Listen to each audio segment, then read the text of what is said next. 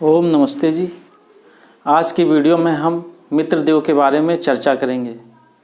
मित्रों, आज से कुछ महीने पूर्व व्हाट्सएप पर मैं शुक्र नीति लोगों को शुक्र नीति के बारे में बताया करता था। वहाँ एक मित्र ने मुझे सुझाव दिया कि आप वेदों पर भी कार्य करिए। तो वहाँ से मैंने फिर वेद को पढ़ना प्रारंभ किया। एक मित्र के सुझाव पर वेद को पढ़ना प्रारंभ किया। और पहले मैं सोचता था कि स्वर्गलोक जो नरक है वो सब धरती पे ही है, ऊपर कहीं कुछ नहीं है। लेकिन वेद को देखने से पता लगा कि स्वर्गलोक की सच्ची परिभाषा क्या है। तीन लोक जो हैं, स्वर्गलोक और पृथ्वी लोक और आपका अंतरिक्ष लोक, ये तीन क्या हैं, तीनों में कौन कौन से देवता निवास करते हैं।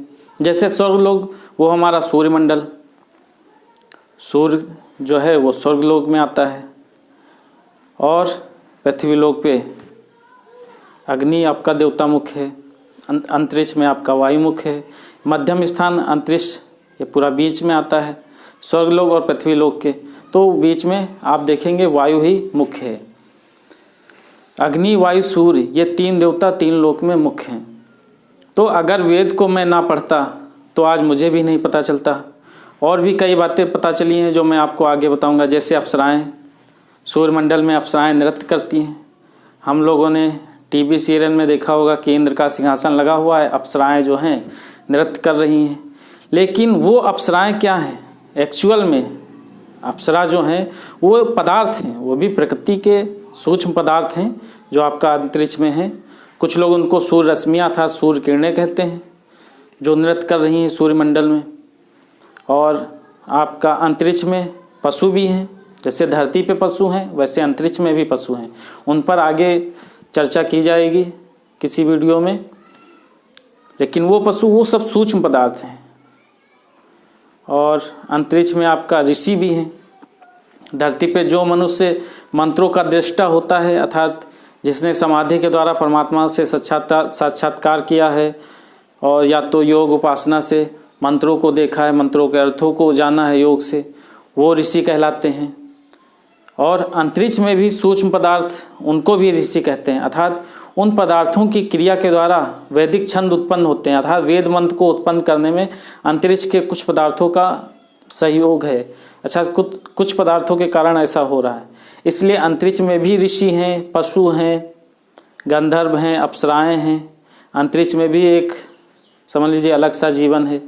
तीन लोकों में जीवन है आपका। जीवन आपका तीनों लोकों में है।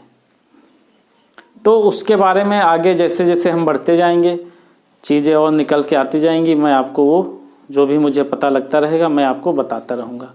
और वेद मंत्र से ही सब कुछ बताया जाएगा, इसलिए इसको कोई गलत भी नहीं कह सकता है। तो मित्रों, आज मित्र देव हमने पिछली वीडियो में जाना कि आदित्य से मित्र और वरुण दोनों उत्पन्न हुए हैं। आपका मित्र और वरुण दोनों उत्पन्न हुए हैं। और आदित्य हमारी पृथ्वी है, अर्थात जो गैसें उत्पन्न होती हैं, जो वायु है वो पृथ्वी से ही निकली। वातावरण में वो अपना जो भी है वातावरण बना वो पृथ्वी के ही भाग से बना है। मित्र देव और वरुण देव साथ साथ हैं। मित्र को प्राणवायु बोलते हैं और वरुण को उदान वायु। तो निरुक्त में इसकी निरुक्ति दी है, मित्र प्रतीत स्त्रायत समिन्वानो द्रवतीत या मेदिया तरया। मित्र जो है मौत से बचाता है। प्रतीत स्त्रायत का मतलब है कि मौत से बचाता है, अर्थात ये ऐसी वायु है जो मरने नहीं देती है। समिन्वानो, सम्यक मिनवान, चारों तरफ से मापता हुआ। द्रवतीत अर्थात ये बहता है। अंतरिक्ष में ये चारों तरफ अपना बहता है। मेदेतरिया, जब इसमें जल का संयोग होता है तो ये स्निग्ध करने का इसमें गुण आ जाता है। आगे हम वेद मंत्र से जानेंगे कि मित्रदेव के बारे में क्या बताया गया है।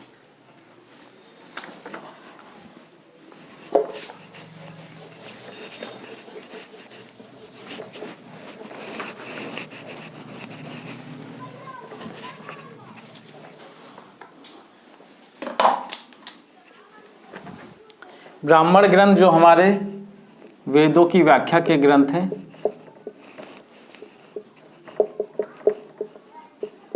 वहाँ साफ साफ लिखा है कि जो है प्राण ही मित्र है।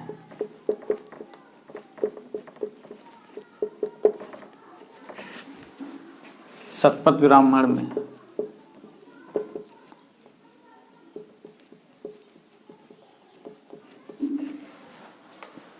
जो प्राण वायु है वो आपका मित्र है। अभी तक हमने वायु के बारे में जाना, अब वायु में भी वायु के अंदर जो अपना प्राण वायु है उसके बारे में जानेंगे।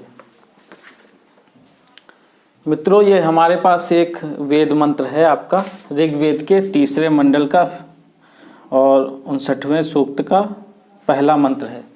ये सूक्त पूरा मित्र पर है। इस सूक्त के और मंत्रों की व्याख्या अगली वीडियो में बताई जाएगी। मित्रो जनान यात यति ब्रवाणो मित्रो दधार पृथ्वीमुत धाम मित्रा कुष्टरी निमिषाभि चष्टे मित्राय हव्यम घृत्व जुहोत। तो इस मंत्र में बताया गया है कि मित्रो जनान यात यति, अर्थात ये जो है मनुष्यों को, जो हमारा मित्र वायु है, मनुष्यों को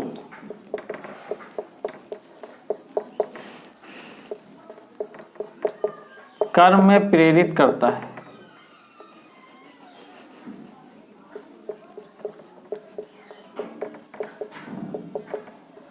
कर्म में प्रेरित करता है। ब्रह्मांडों से शब्द करता है मेघ द्वारा,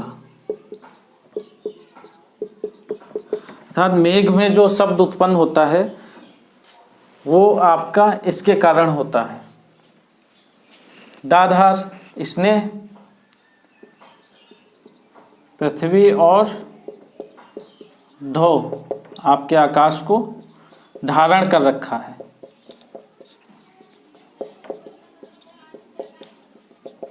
पृथ्वी और आकाश को धारण कर रखा है, अर्थात ये पृथ्वी और आकाश में व्याप्त है। मित्र कुष्टि, आपका जो कृषक लोग हैं, कृषक और जो सामान्य मनुष्य हैं,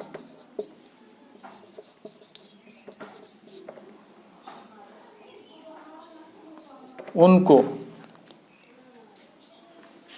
रात दिन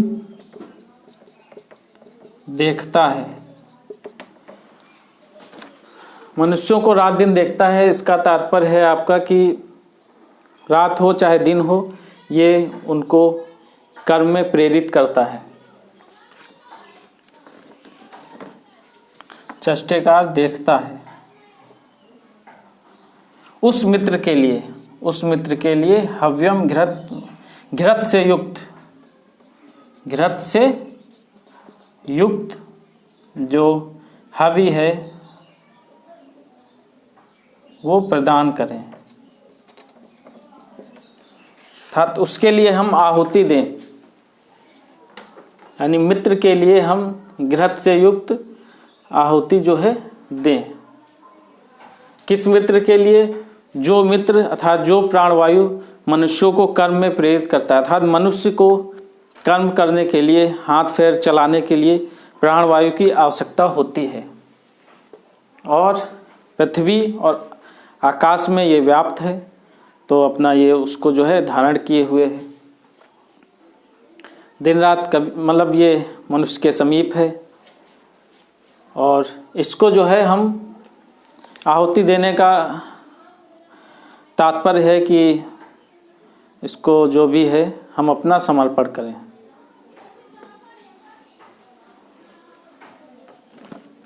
तो आज की वीडियो में इतना ही। अगली वीडियो में मित्र के और गुणों के बारे में हम लोग जानेंगे।